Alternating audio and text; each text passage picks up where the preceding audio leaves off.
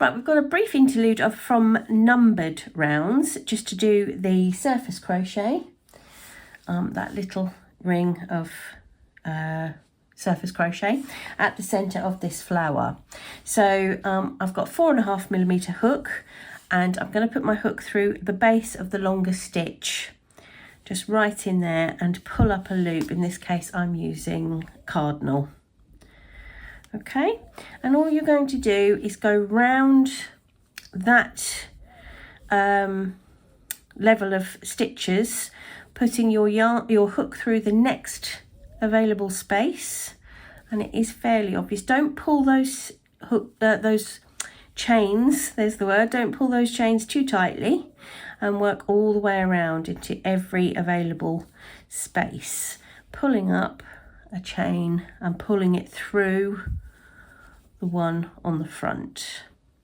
So it's basically sort of slip stitching all the way around, and what it does is creates what, if you're an embroiderer or if you embroider, it's chain stitch, isn't it?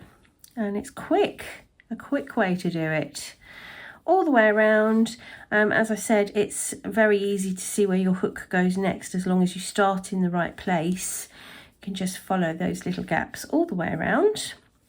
And then when we get to the other end, I will just remind you how to fasten this off. Okay, so this is my last stitch. If you are at the point where the next time you put your hook in, you would be going into a stitch which has already got yarn coming out of it, you've gone too far. So do not, if I put my hook in, I'll be touching yarn that's already there, so I know that I've come to the end.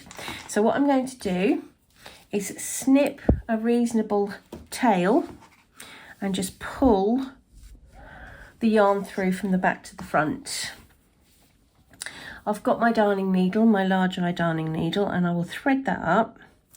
And for the very last chain, I'm going to use a darning needle to mimic what we've been doing. So I will take the needle and I will go behind the V of the very first chain that we made. So under both legs of the very first chain, pull through, again not too tight, come round, and the needle goes back into the centre of the chain where the yarn is coming out, through to the other side of the work. Okay, maybe just loosen that last one off a little so it's not too tight and they all look a similar size. All right, and there is the surface crochet, and you can sew the ends in on the back, ready to move on.